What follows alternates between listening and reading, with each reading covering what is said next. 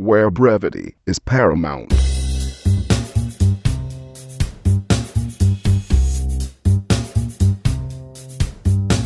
Hello and welcome to episode 9 of Chet and John's reassuringly finite gaming playlist. My name's John Denton and with me as always is Chet Roivas. Wapnin. So if you've not heard this podcast before, it's really simple. It's 2 top 10 lists basically.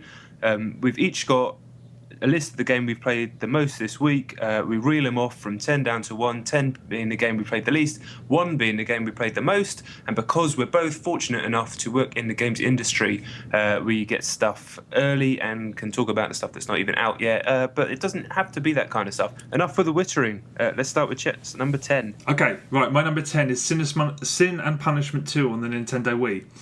I met up with some friends over the weekend and they all play games and they're like me, or like you, they have to have every machine, you know, there's no point in limiting it to having one machine, and one of them has inexplicably sold all of his consoles apart from one. Guess which one? The Wii? No. The Game Boy? Well, no. Xbox? No. PS3. Yes, he's one of those guys now. So everything related to the PS3 might as well have been shat at by his mother because he won't have a bad word said against it. No. And we got into I'll call it a discussion, but we were both drunk and we have the most intense love-hate relationship of any people that have ever lived. So it was more like just hurling expletives at each other. But he said, as all PS3 lovers do, that's got the best exclusives. And in with regards to the Xbox 360, if it's a face-off between those two, I'd say, yeah, fair enough. I think I'll give him that one. But if you think that the exclusives on the PS3 are better than the ones on the Wii, you're on fucking crack. And the discussion prompted me to pick up one of my favourite Wii games of all time, one of my favourite games of all time, Sin and Punishment 2. I only played it for 15 minutes. I'm going to delve into it over the weekend, but Christ, it's a masterpiece. And if you haven't played it and you have a Wii in your house, get it. It's incredible, and it's got a boss who calls you a perv when you hit him. That's good. Yeah. What type of game is it for people that don't know? It's a shooter, but you have control of the guy. It's Super Harrier. You remember that? Yeah. It's broadly speaking that, but it's just relentlessly bright ideas. I mean, I love cave shooters for what they do in that respect, but Treasure, this reminded me, when they're on form, they piss on any cave shooter, and this is probably their finest game. It's a really intense, funny. The whole time I was playing it, you know how you feel when you leap out of your chair and you score an amazing game in FIFA, just like I was like that. I only played it for 15 minutes, but the whole time I was like, I just wanted to fucking dry hump my TV or something. It's so good. It's if you haven't played it, shit, I haven't played it. No, I've always meant to play it. Yeah, the Wii. It's just play it. I forgot how much I fucking love that game, and I'm going to play it over the weekend and just bask in the glory. Bask in the glory. Genuine. Right, my number 10 is FIFA. In fact, it's FIFA Football 12 on the Vita. I only have the demo of this, but I play it quite a lot. It reminds me, you probably like this when you were a kid. I used to have so many demo discs, like from official PlayStation or even back in Amiga format. Just that, all my games were demos, I think, and I just used to keep them religiously and play them.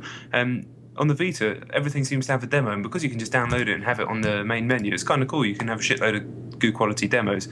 And it's almost enough for me, I think, that one match between Barca and AC. You get to see the game for what it's worth. You get to play with good players. You don't get fucked off by playing online. And I think it's better than FIFA 12. Blimey. It's basically FIFA 11, though, isn't it? It's sort of the best bits of FIFA 12 without the tactical defending and some of the shitty bits of FIFA 12, I find. Apart from the fact that you can jab the back of the Vita and that fucks up, that's annoying. I didn't use it deliberately, but like you, I've got flappy hands, so yeah, it happens sometimes. But it feels like FIFA 12 without tactical defending, which is bang on for me. I like tactical defending. The only thing I didn't miss is the irritating, when you get fucked over because the animations all decide to bundle on top of each other and stuff. I really liked it, but yeah, I think FIFA 12 pisses on it, to be honest. But then I thought FIFA 12 was better than FIFA 11, so. I think FIFA 12 is better than FIFA 11 in many ways, but I like the concept of tactical defending. I just don't like the execution. It's too laboured and it's too easy to walk through. It's far too much of an advantage for the attacker. It doesn't capture the fact that in real defending you can grab hold of people and you don't just have to time a tackle exactly right. You can use your body and sort of push people around and use space a lot better than you can. I like where they're going, and I'm sure they'll nail it. If not next year, then the year after. But a little bit of work to be done on that one, I think. So but you're not going to buy the full game, or on the Vita. Yeah. It's like it's the most expensive game on the machine, I think. No, weirdly. It's not more expensive than Uncharted, is it? Yeah, I think it's like 44 quid, which is a hell of a lot of money for a Vita game. Yeah. No, probably not, because it pretty much gives me enough just for a quick game of football every now and then. That demo. Yeah. Fair enough. Cool. Okay, right. My number 9, Texas Hold'em on the Xbox 360. I don't know why. I've no idea why I turned it on. They gave it away free about 4 years ago. Do you remember? Yeah. Yeah, it was like free for about 2 weeks, and everyone I know. Everyone went mental for it. Yes. And I just turned it on purely out of interest to see if you could still get a game, because that new one came out full house with the implementation of the avatars and stuff, and friends of mine who are really into poker have since upgraded to that. But yeah, Texas Hold'em, I jumped straight into a full table game, and it's as good as I don't think I'd pay any extra for a poker game, because that's got everything you need. It's fine, but does everyone just still go all in? No, it's every game follows the same pattern as it does in every online poker game where real money's not at stake. Everyone checks, and then Johnny Big Bollocks, the last guy to go in, goes all in. Is he bluffing? It's just the routine's the same, but it was fun, sort of. Yeah. I mean, it's still. I just wanted to see if it was still working, and it is. So there you go. All right. Genuine. My number 9 is kind of in a similar vein to you, just something that I haven't played for a while and stuck on Xbox Live, Pac-Man Championship Edition. Oh, that's wicked. I put it on now and again, just purely for the catharsis of when you get the pill and you just turn it right back on those cunts and chase them down, chomp them all up. I love it. I sort of came to realisation with the game that I'm not going to be chasing high scores or, worrying any leaderboards. I just play it like I used to play games just for fun. Yeah. Every now and then. It's just a laugh. I don't think I'm amazing at it, but yeah, if you've not played it before, it is Pac-Man, but they have this great mechanic where all the ghosts kind of line up. I'm doing a poor job of explaining it. So when you get a pill, you can kind of chase them down and combo them together. And oh man, it's so satisfying. And the music goes, and they smashed it. I never thought a Pac-Man game would be that. Everyone I know who's tried it went out and bought it straight after. It is really fucking good. I need to get back into that, actually. I just pop it on every now and then, just for 10 minutes. Can't beat it really for that. No, you're right. Okay, my number 8, another game that I randomly put on because I saw it on my hard drive and I thought, why not? Tower Blox Deluxe. Hey, Tower Blox. What a funny game. It's amazing how something that simple can be that captivating. And I remember when I first discovered it around your place, when we just didn't do anything else for the best part of an entire weekend, just stacking blocks one on top of the other. I mean, it's ridiculous. But I remember coming home and finding it on the marketplace, and I've never been so confident that I was getting my 800 points worth. I did not, even at the best of times, when you buy something on marketplace, I think twice. I think, is anything else coming out? Blah blah blah. But in that instance, I was just like, of course, it's worth 800 points, and it's ridiculously enjoyable and sickeningly simple. But yeah, stacking blocks all the way up into space. Yes, nerve-wracking to say the least. Later on, yeah, especially because it's got that constant reminder to the right of the next high score of your friends list to beat. But yeah, it's great. You get into a flow, don't you, when you're doing it, and then you just lose it completely. Yeah, and it's the tiniest thing that can set you off, and it can be maddening. But yeah, it's still good. There's something very funny about the fact that that's as captivating as it is. In any other form, a book, a movie, anything that captivates you, that tends to be a bit more complicated than fucking dropping. But I remember I picture us around your place. How many of us were there? Like 6 people, all staring at the screen, gripped. It was when we all suddenly realised how far you could get in the game, that you could go up into space, because I think we'd only ever played it for about 5 minutes before that. Yeah. Good times. I'll play it again. Yeah, so will I, now you've mentioned it. Right, now my number 8 is a game that I've been playing on and off quite a lot for the last few weeks, is Grid Runner again on iOS. It's just one of those anytime I get 5-minute jobs, really. Just fills the time perfectly. It's so well suited to the screen, and I'm wildly inconsistent at it. Sometimes I'm brilliant, I don't get hit for ages, and sometimes it's just fucking shit. But it's always fun. And the little power-ups that fall down the screen they just look like donuts, and it's so nice to collect them. and then you get some weird bullets that spray and spin all over the place like a Catherine wheel for a second, and yeah, it's just. I don't really know why it's so addictive. You can see how well designed it is if you want to get into the nitty-gritty, but ultimately it's just a perfect way to while away a few minutes when you're, don't know, waiting for something more important in your life to happen. I know I've asked you this before. What is it? Is there a free trial? Is it free? It's 69 penneth. Okay. 69 earth pence. Well worth it, mate, especially for the stuff that you like. I'd get it. Yeah, I might do. I might do Grid Runner. I'll remember that.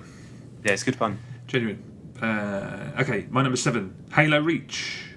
Oh, really? It's another game that's sitting on my shelf that I beat it when it came out. Beat it. I hate that phrase. Yeah, I completed I pick you up on it. Yeah, I completed it. Yeah, honestly, I can't believe I just said that. I'm going to fucking smash my head in after this. I completed it when it came out, and I did it on Legendary with 3 people or 2 people or someone afterwards. But I still wanted to do it on Legendary on my own. And I forgot how amazing Legendary is on Halo. I've completely forgotten. There's an achievement for doing it on your own on Legendary, and that having that on your gamer card is actually an achievement as far as I'm concerned, because you do have to use all manner of skills to get there. You know, if you beat Black Ops on the hardest difficulty, all that says to me is that you've got a ridiculous amount of patience. Yeah. Because there's no real skill involved. Call of Duty games on the hardest difficulty setting are a perverse joke. I mean, I don't know how people find the time to do that. But yeah, Halo Reach. I'd forgotten how good it was anyway, but on Legendary, it's just brilliant. Although the learning curve of the process of remembering how great it was took about half an hour, because every 30 seconds for about half an hour, what's the fucking point? What's the fucking point? That's what I kept saying. My girlfriend was going fucking bananas in the kitchen when she was cooking, because I was like, what's the fucking point? She was like, turn that fucking game off. And I was like, because you do just die. For some reason, I'd stopped playing it in the middle of a massive ruck with all the surrounded by elites and all this stuff. Oh, yeah. What's the fucking point? Because it's so difficult, but you have to outsmart it, and it's incredible. The sense of achievement is brilliant, and I'm going to finally finish it. I think I'm in the final sort of third of the game, and I had forgotten completely how great Reach was. Have you got to that bit where you hook up with the ODSTs and start jetpacking over the gaps? I love that bit. That's one of my favourite bits in anything. My memory of it, I know I've done the spaceship fight. It's like a couple of levels after that, I think. Yeah, the bit I've just started, you're on you're back on Earth, is it? I can't fucking remember. You're on a planet anyway. Yeah, I think it's Earth. Or Reach. Is it Reach? It's going to be Reach, isn't it? Obviously. It's probably Reach, yeah. Fucking hell. And I call myself a Halo expert. Well, I'm looking forward to it. Going back. It's the best Legendary since the first one, I think. Yes, because Halo 3, it really upset me because, well, it fucked me off. That you could get shot by a sniper, one hit, dead. It's like, what's the point of that? And friends of mine have been like, oh no, but it's realistic, isn't it? I'm like, well, what am I supposed to do? Bang, you're dead. Oh, realistic? Brilliant. Fucking space aliens. No, but you know what I mean? It's like if you were playing a multiplayer, that's someone pulled off a good shot, but what are you saying kind words about if a computer just zaps you in the head and you're dead and you have to go and redo a section? Bollocks. But less of a problem in Reach. It hasn't happened to me in Reach.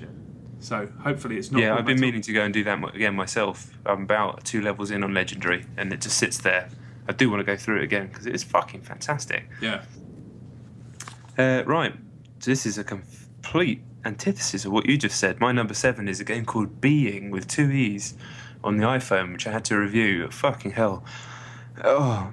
Angry Birds with Bees? Well, yeah. I mean, it's not, because it's not the same gameplay. It's like you scroll from left to right and you can use the touchscreen to move the bee up and down and dodge things, but you've played this game before a million times. It just didn't happen to have a bee in it. It's got that kind of pre-rendered Donkey Kong Country style graphics. The bee's like... I don't know why bees in video games fucking speak like that, because there's one in Sonic that speaks like that as well. It's just one of those games that makes you think, I never want to play an iPhone game ever again. And the game's actually not that bad. It's fine. It works. You could see how someone could play it and enjoy it if they've never played games before. But, yeah, dull as dishwater, I've written in my notes. Which is... No, it's 69p. Standard. I think. Is there DLC for it? Probably unlocks to get more. It's just I just played it all before. It might as well not have even happened as I was doing it. yeah, it just fucks me off, that type of thing. But there's more and more of it on the App Store because that's what makes money. True. Mid-range money. True. Did you have to review it? Yeah, I did. What did you give it? I gave it 6 because, you have to take it on its own to a certain degree, and it is a perfectly functional game. But as someone, who plays a lot of games and has done for however many years, I'm perhaps not the exact audience of a game like that. Yeah. So, you have to... I want to give it a fucking 1, but... Okay. All right, my number 6 is Hero Academy on the iPhone. It's starting to get me. It took me really throwing my toys out and sort of vowing never to play it again in order for that to happen. You've bought some of the packs, some of the extra... I've got the elves, I haven't got the dwarves. Are you at a massive advantage if you have one of those? No. Really? I thought the doors were at first, and then I realised that they weren't. I mean, maybe they've got different moves and stuff, haven't they? Because I'm playing. Do. Yeah, I'm playing with a mate, and he's doing stuff. And I'm like, how the hell am I supposed to know how to defend against something like that?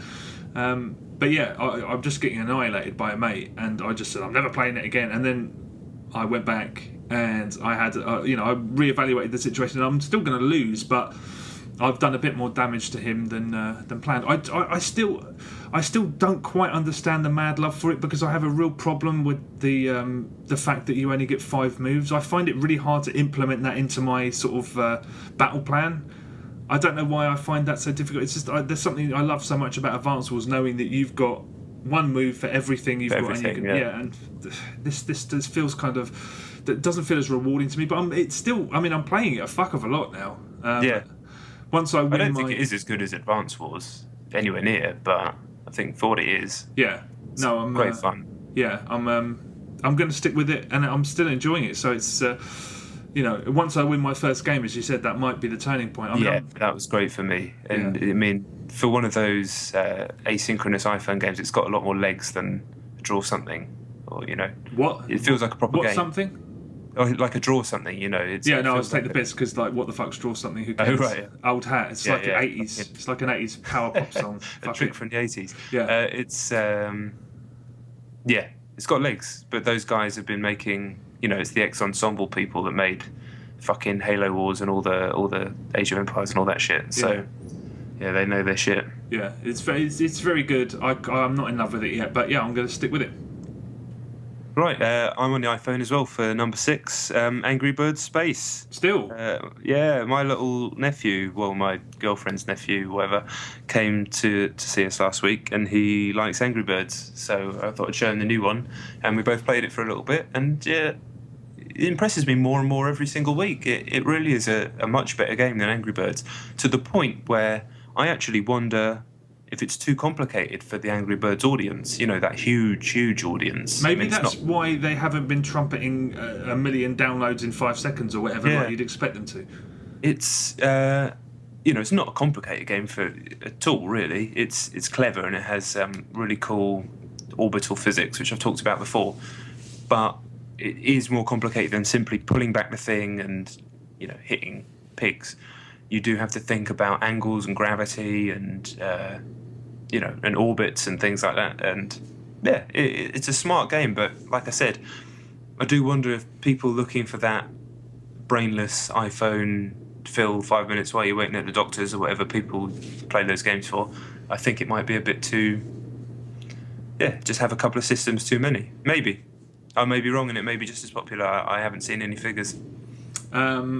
I do need to play that. Angry Birds always left me cold. I never bought into the craze. I never really understood it. It's like Hero Academy. I thought it was perfect. You could tell it works. You could tell it was fun, but I found nothing in it to love. But I'm going to try this, I think. Just it certainly is reminiscent of Mario Galaxy. It goes, it makes you go, oh, that's clever. Yeah, I like that. That's smart. A lot. Which I would never have expected from an Angry Birds sequel, as I said last week. Have you seen everything it's got to offer? Have you unlocked all the levels and stuff? No. I'm just playing it sparingly, a few levels at a time here and there. There's more. I probably wouldn't have even played it, but the kid wanted to see it. Okay, fair play. I'm going to try that. My number 5 probably might hold off on talking about it because I assume it's higher up on your list. The Witcher 2. Yeah, it's my number 2, I think. Okay. I'll be brief then. I was really, I'm really not convinced that the tutorial. What did you think of the tutorial? Tutorial. God, that was so long ago. What even happens in the tutorial? You go and heal that guy who's lying outside the house, and then you go into the arena and. Oh yeah. I had to do it twice because the game actually crashed on me. But I probably would have done it twice anyway, just because my worry with the game was always how the hell are they going to put all of that massive PC game onto a 360 pad, and being given all that relentless information with text boxes and then being forced to do it. I mean, I was just constantly bringing back old menus and just it felt not slapdash, just kind of. It wasn't particularly mindful of how console gamers play games. It seemed to be, I would have preferred a much more organic. The way it was done in the PC version, it wasn't as like brutally like boom, learn this. Right. But aside from that, it really is. It's just something else. It really is a fantastic game still. Yeah, I mean, I'll talk about it a bit more in depth later in the list, but I've been playing a fair bit more. And yeah, you're right about the tutorial. There's a hell of a lot of information to take in at once, and I was almost laughing at it as I was doing it. So I was thinking, these crazy polls, nobody's going to remember any of this. I'm certainly not. But it's not even remembering. It's like they say, here's how you do this, and then they make you do it. And I was like, what? Bring up that menu and then put that there, and I was like, ah. Yeah. The weird thing is when you actually get into the game, it's you don't fine. need anywhere near as much of that information. Well, you do at certain junctures, but yeah, but I feel I actually am learning it organically as I play through. Yeah. But yeah, the tutorial is an odd one. I don't think they even needed it, to be honest. They could have. Probably not. Yeah. I think you're right. Yeah. You can skip it, I think. So maybe people should skip it, or maybe they shouldn't. I don't know. See, that's difficult because there's so much you need to know, and my advice would be do it twice. It only takes less than 10 minutes. Or something, isn't it? Yeah. So I'd say do it twice, just so because I felt a lot better about it after I'd done it twice. But still, it's really intimidating. When I first did it, I was like, oh god, this is like the worst headache in the world, and they fucked it, and it's not going to work on the 360. It definitely does, but that's not an advert for its success at all. Yeah, we'll go back into it again in a minute. Cool. But you are right. My number 5 is Lumines again. Nice. After last week, my arms have healed. They don't hurt anymore, and I am now wary of playing the game for a long stretch of time. So I'll just select a couple of skins that I like, 4 or 5, and just play through that, enjoy the music, and it's probably not the way it should be played, but I don't ever want to break my arms like that again. So yeah, it's a strange love affair I now have with Lumines because I slightly fear it. But how? I don't understand. That's a game that I don't understand how you can play and then say, right, I've had enough of that. It's a game that. Not only do I not want to stop playing, when it goes on for an hour and a half, I can't because it's all about high scores. I don't know how you sort of do a couple of skins and then put it down. Well, I think my brain works slightly different to yours, where I don't get as sucked into stuff like that as you do, just generally across those types of games and all types of games. I play it less for the score and more just for the feeling of being in it. All right. The kind of res type feeling. What's he called it? Synesthesia? I guess it's the same feeling. Yeah. But I just like it. It makes me feel really relaxed. But if I play it for too long, it starts to physically hurt. Starts to give me sort of wishy-washy eyes as well and a headache.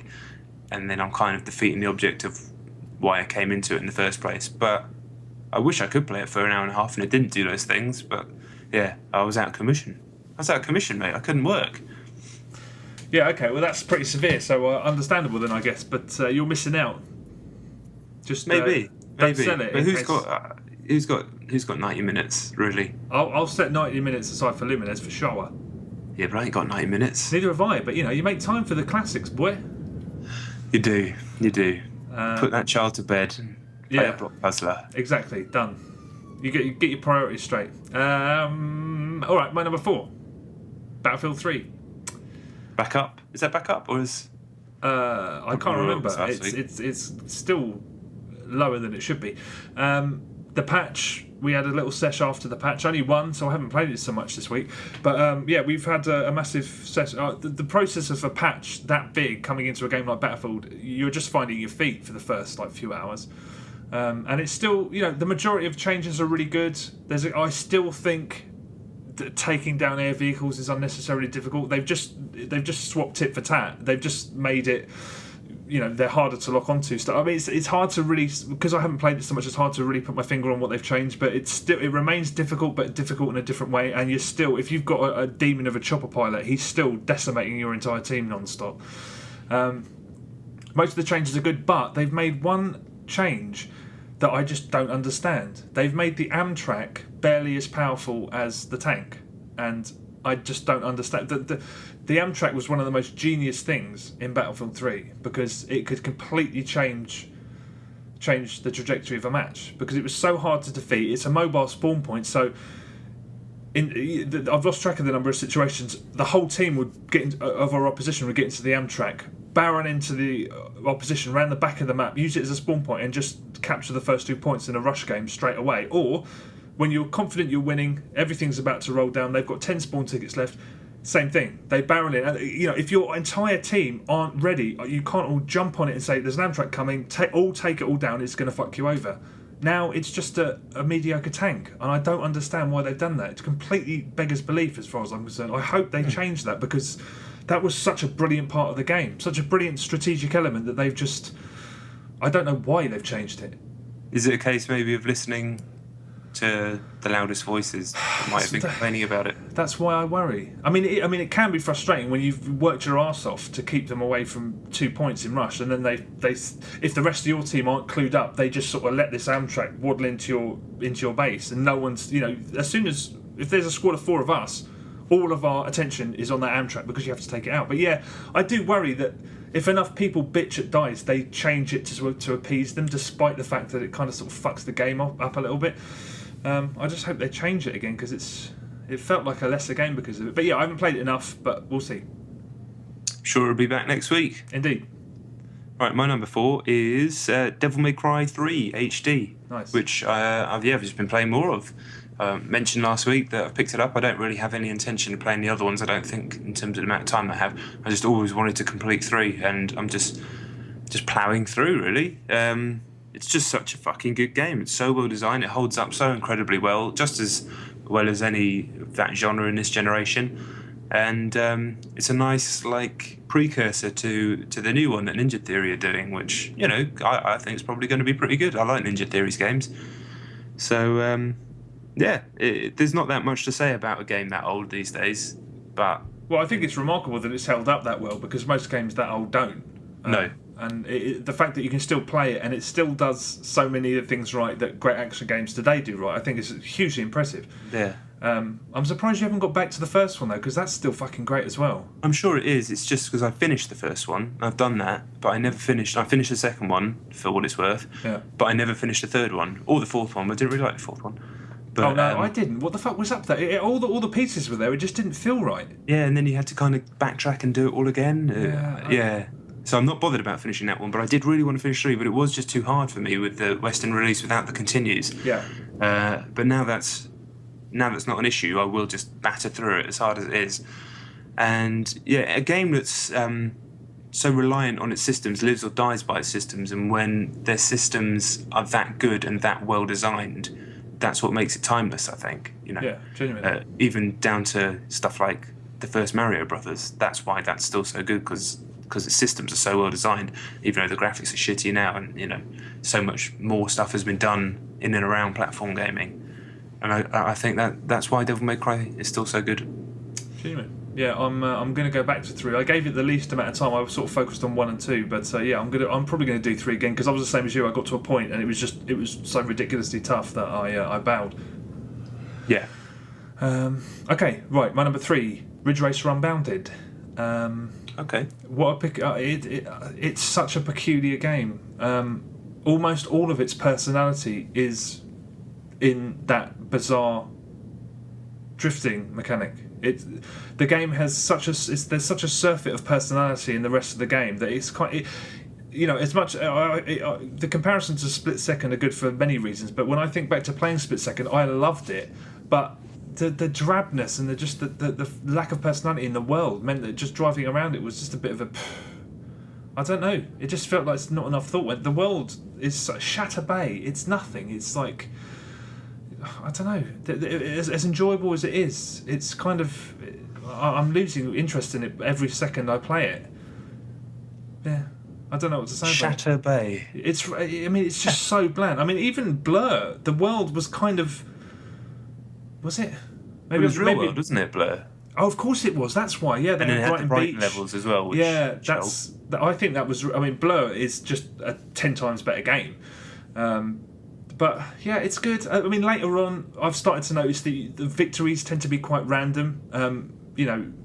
It's not extreme. It's not like Mario Kart on the Wii where you just get fucked. But there just seems to be no method in it. And shortcuts, some of them don't even seem to be shortcuts. It's a haphazard game. I mean, I'm just trying to think. If it did play properly, if it played like a Burnout and it was immediately accessible, I think it would be worse for it because it would have even less of a personality. The level editor is great that it's so simple and anyone can do it, but the fact that it's so basic means that the maps are fucking boring. It's a funny one. I do like it, but the longer I play it, the more I'm just like, yeah, it's not got a shelf life at all, I don't think.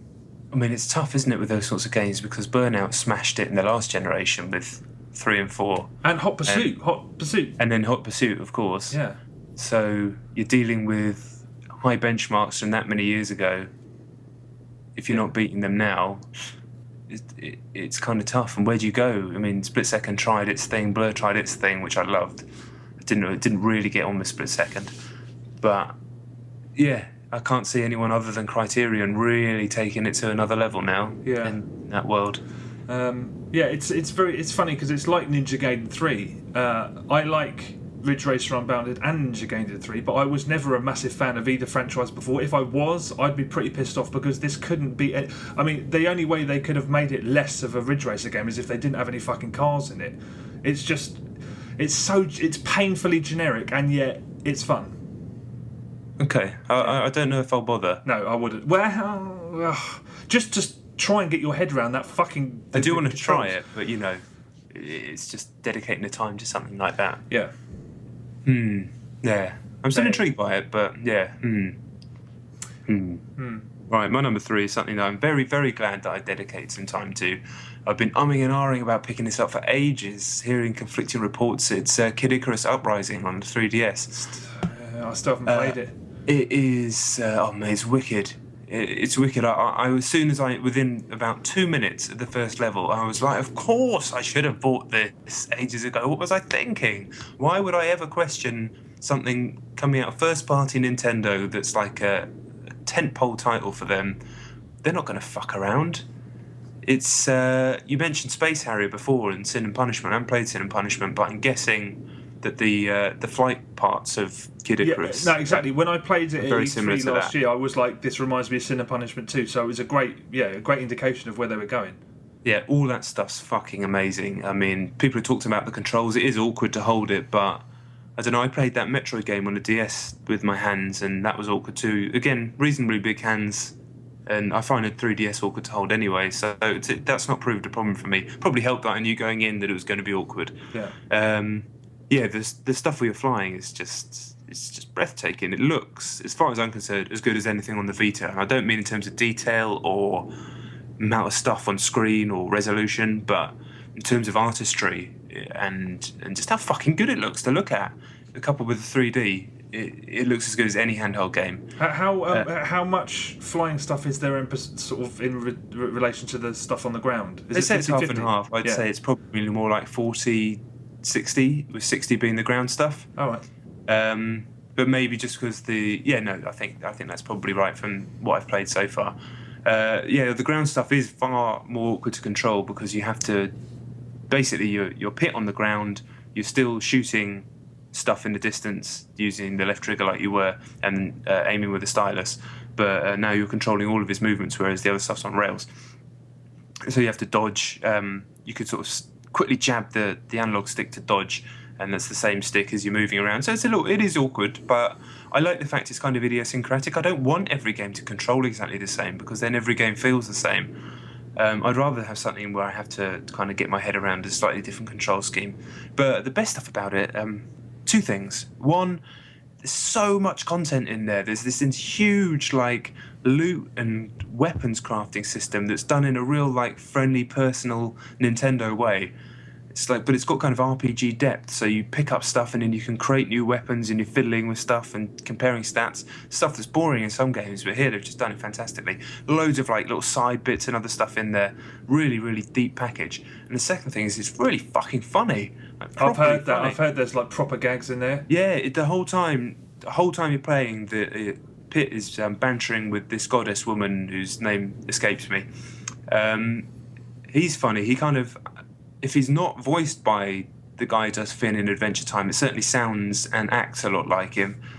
Kind of somewhere between teenage naivety and sort of sarcastic jokes.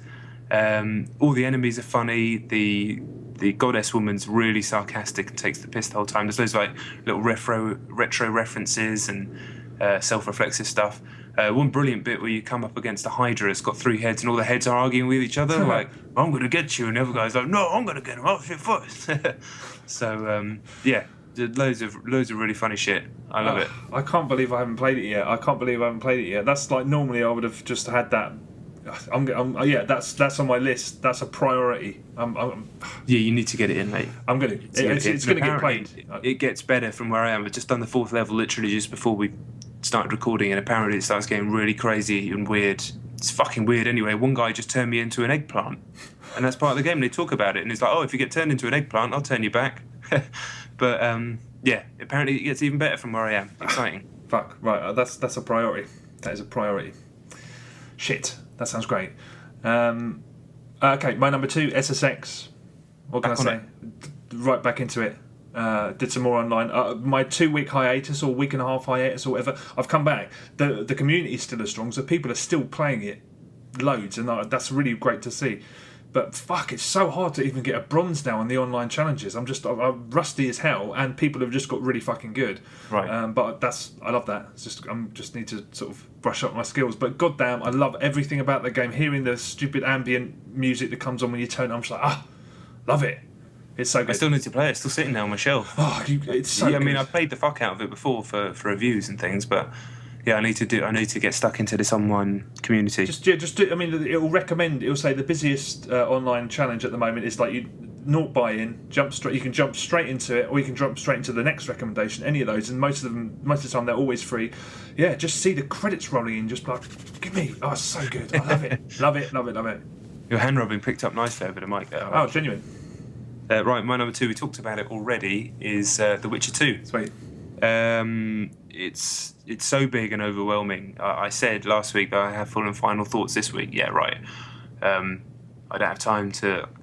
It's slightly bigger than I thought it was going to be, because the first 5 or 6 hours are like this flashbacks / story setting stuff, which I knew the game was going to open out, which is kind of why I got through that. You get to experience like how good the writing is during that, but it's not really the game. Then you get to the first town, Flotsam, and it was like woof, opens up, and you've got side quests and fucking arbitrary quests and main story stuff, standard RPG things, but all of it's so interesting, and all of it sets each other up really well, and all the quests tie into each other in the dialogue. And I mean, I'm watching Game of Thrones at the moment as well, and it just reminds me of it so much, because the way that people speak in these types of RPGs, there's a real danger of having everybody speak like, oh, Lord Herod, blah, blah, blah, in that really fucking boring way, and you can't keep track of anything. But in this, the guy would just burst out and go, what the arse fuck's going on here? And everybody's just bawdy and sweary and talking about shagging the whole time, but not in a cringeworthy way, just in a really funny, personal way. There's like a little dwarf guy who's just hilarious. Yeah, I've not done anywhere near enough. And going back to what you said earlier about how it works on 360, I haven't played it on PC, but I'm hearing that it's actually maybe a better version on 360 just because the combat works much better on a pad. Yeah, it does. There's been a little update as well, which has fixed a lot of the screen tearing, I think. So there was a bit of screen tearing early on, but it doesn't seem to be that much of a problem anymore. So be under no illusion, it looks fucking good for a 360 game. You could see how it could look better on PC, but yeah, this isn't a compromised version. They've done it, and if you're interested in adult, mature, in the real and proper sense of the word, games that will challenge you in terms of storytelling as well as systematically, then The Witcher 2 is the shit. It's I dare say it's better than Skyrim. Oh, it's so difficult. It's so difficult. I don't know. They're so different. They're so I just different. like this world. I just love this world so much, and I just, like you said last week about, you can tell that it's from there's source material that came before it because it feels so lived in and sort of, it's so rich. Skyrim feels so lived in as well. It's an argument for another time when we've got more time in the poddy, but I haven't decided my final thoughts on those two. Because I've got some ideas about it. I've got some ideas. I'll talk about it again next week. So I'll definitely play Witcher 2 again for next week. Yeah, I've only done the prologue, so I'm going to search through it again, or the majority of it again. Dude, it just gets so much better. It turns. Oh no, I remember it from the. Of course, when I did it on the PC, but I want to see because there's extra stuff in there. I always forget. There's just so. I love the dialogue's just kind of zippy. It is. Even all the just little NPCs are funny and have great rural accents. Yeah, it's not pithy. What's the word on it? Just zippy. What the fuck's the word I'm looking for? Fizzy. I don't know. Yeah. It's just really bawdy to me. Yeah, and just Guy Ritchie. I cited Guy Ritchie when I was describing it to a mate, and that's a terrible comparison. But just that zip that the dialogue has. Like, I can't think of any off the top of my head apart from when you're escorting the king in the prologue, and he gestures to his.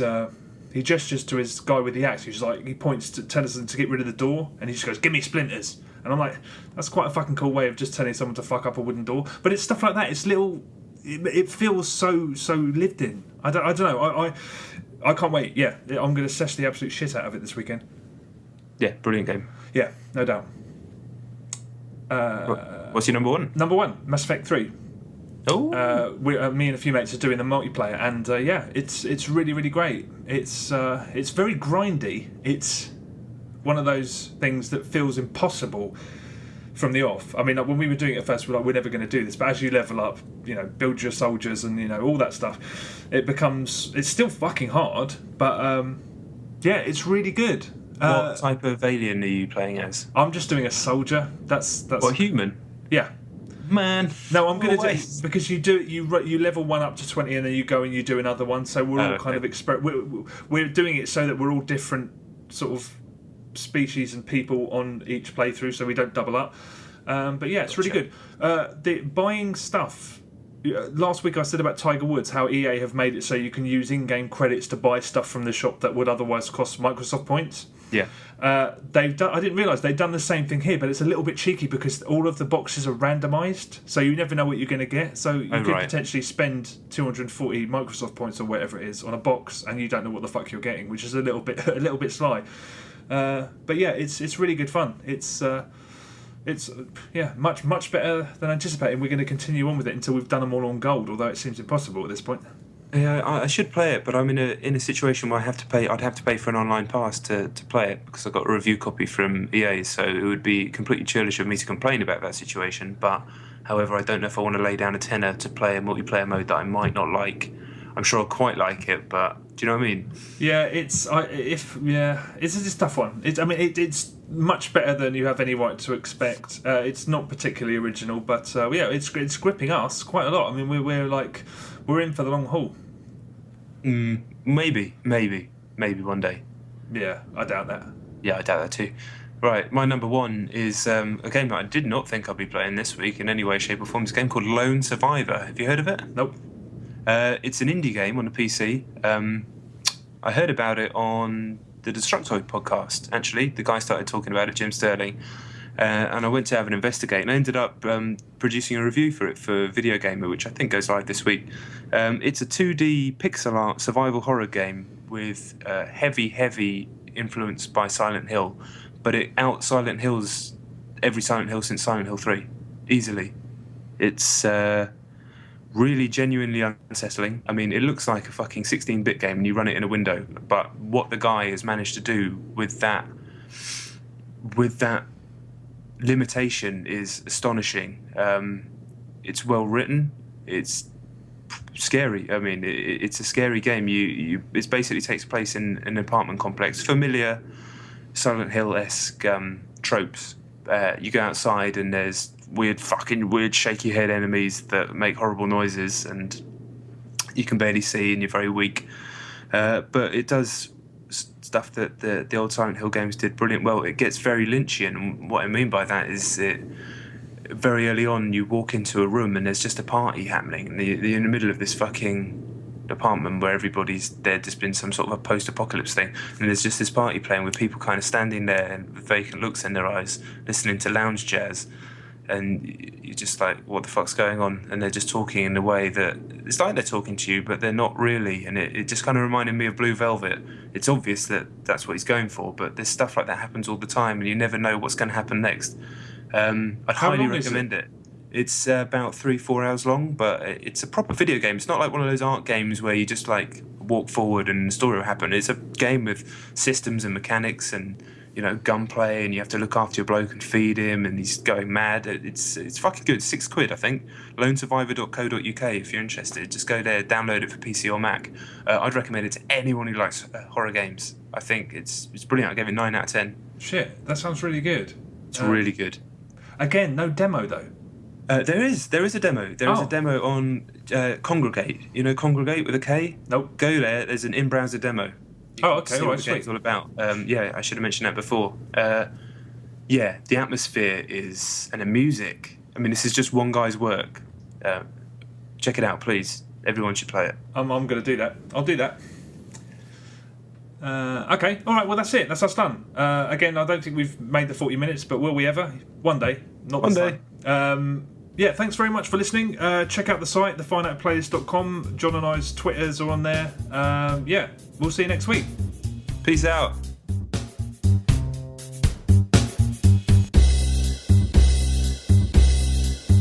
A little lad was skipping down the path. Plough 'em all. Along came a dwarf and kicked him in the arse. Plough 'em all. Oh, you arse fuck, dirty rotten scum. Plough 'em all. Do that again, and I'll fuck your mum. Plough them all.